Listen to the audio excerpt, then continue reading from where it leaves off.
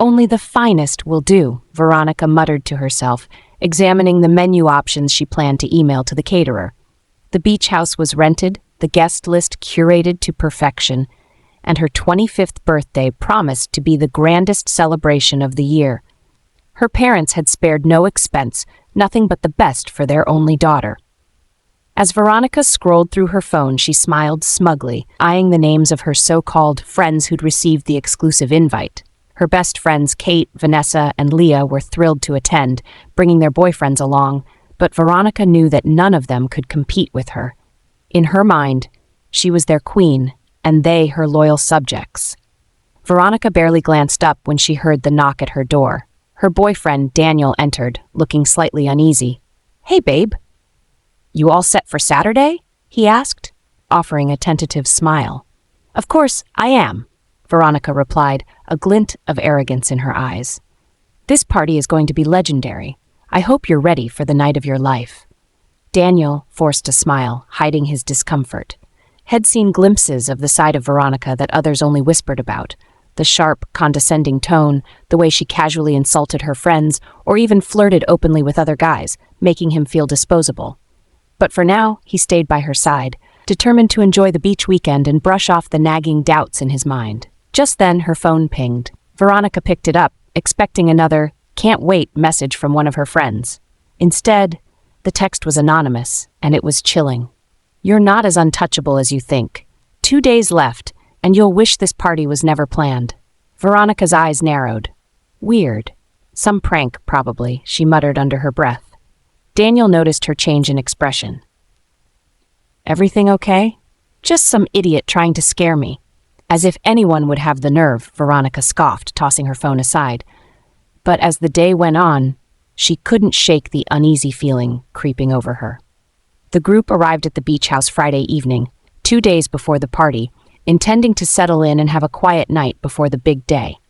The house was gorgeous, an architectural wonder overlooking the crashing waves, with sleek glass walls and a private balcony off every bedroom. "This place is insane," Vanessa gasped as she set her bag down, admiring the elegant setup Veronica's parents had arranged. "Only the best for our dear Veronica," Kate teased, nudging her friend.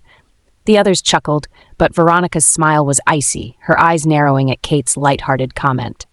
"Remember, it's my party, Kate. Let's keep it that way," Veronica replied coolly. As everyone settled in, Daniel pulled Veronica aside. "Are you sure everything's okay, Ronnie? You seemed a little off earlier."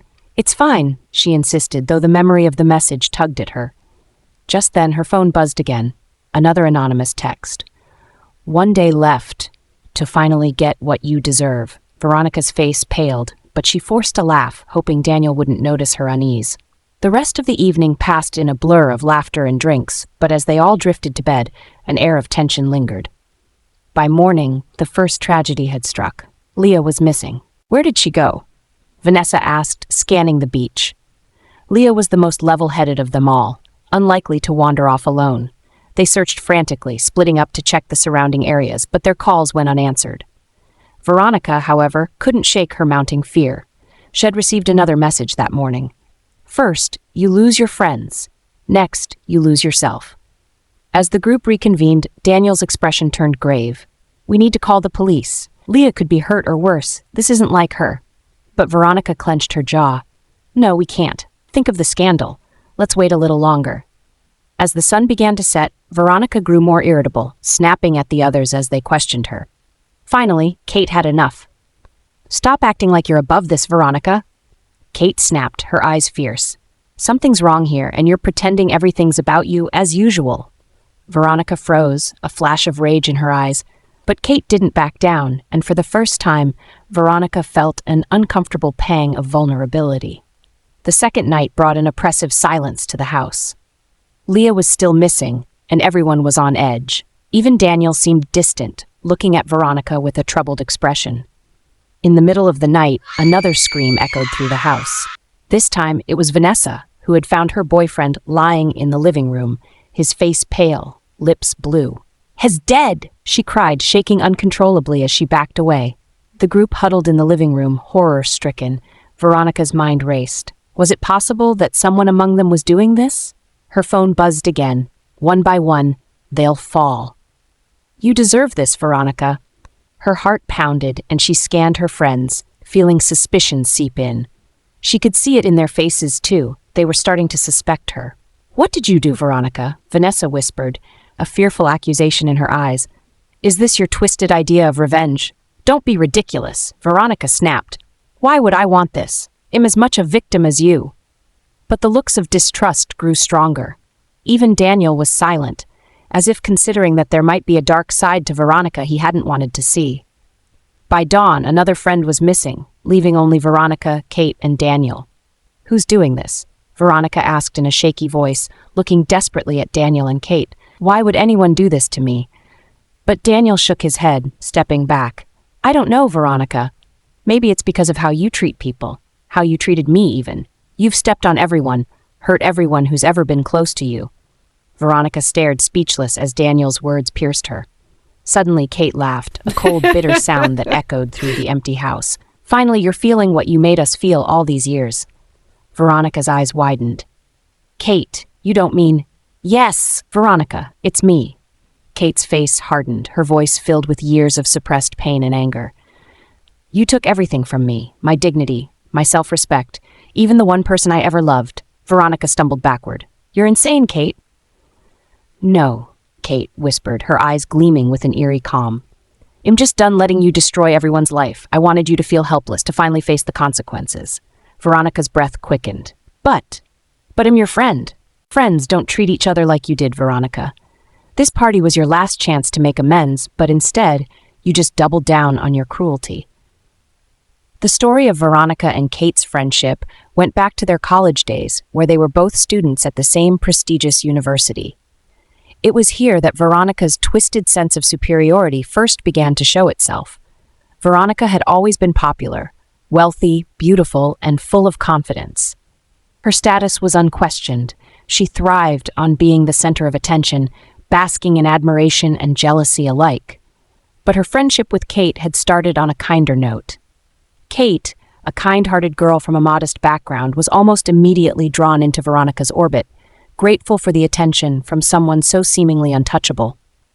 Come on, Kate, Veronica had said one day as they strolled through campus. Why would you hang out with those other people when you can just stick with me?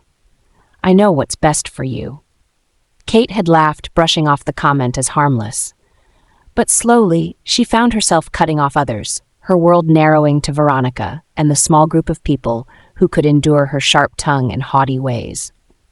One day, though, something changed. Kate met Marcus, a quiet, intelligent student in her literature class. Marcus was everything Veronica's usual circle wasn't: gentle, thoughtful, with a passion for history and poetry. Kate was immediately smitten, feeling for the first time in a long while like she was seen for who she really was. But nothing escaped Veronica's notice. One afternoon, as they walked back to their dorms, Veronica's tone turned icy. So, Kate, I heard you're spending a lot of time with Marcus. Kate's cheeks flushed. Yeah, he's really great. I think I might actually like him. Like him? Veronica scoffed, her voice dripping with contempt. Kate, please, you're seriously lowering your standards. He's just bland.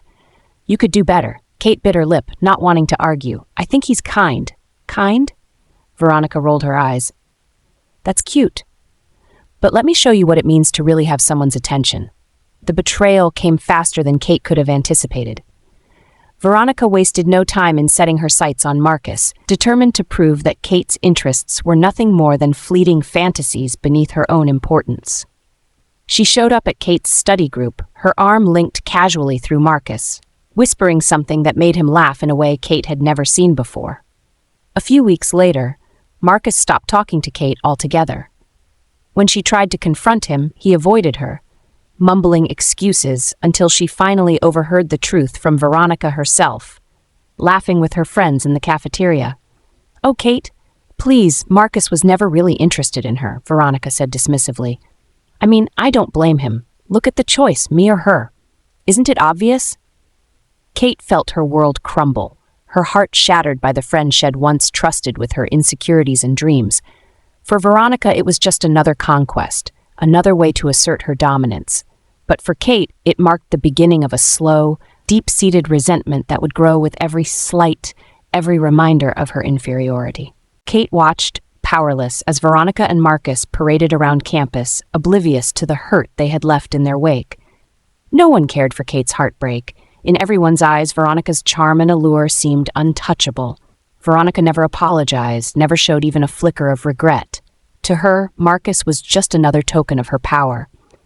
But from that moment on, Kate swore that one day she'd show Veronica what it meant to feel as small, as insignificant as she had felt. Years later, that moment still haunted Kate. It was why she found herself here, in the sprawling beach house, counting down to the moment she'd finally take control. She had smiled when Veronica had invited her to the grand party. Veronica, ever clueless, never imagined that the hurt and anger she'd sown could turn into something this dark. On the second day of their stay, as Veronica reveled in her own sense of importance, Kate's heart raced with anticipation. She sent the first anonymous message, feeling a cold satisfaction at the shock on Veronica's face. She had waited years for this, years of being cast aside, of watching others fawn over Veronica, oblivious to the malice lurking beneath her smile. As the messages continued, Kate saw Veronica's mask begin to crack. The queen was finally feeling fear, finally getting a taste of the powerlessness she'd inflicted on others. And as the sun set on the final day, Kate knew her plan was coming to fruition. This was no longer about Marcus or any of the other betrayals. This was about making Veronica confront every sin, every wrong she had done. Back to the present. With that, Kate lunged, and Veronica screamed, the sound echoing through the empty beach house. The morning sun rose over a quiet, desolate house. By the time the authorities arrived, they found only traces of the night's events, smeared footprints in the sand, scattered belongings, and silence. Kate had vanished, leaving behind a single message on Veronica's phone. "Happy birthday, Veronica. I hope it was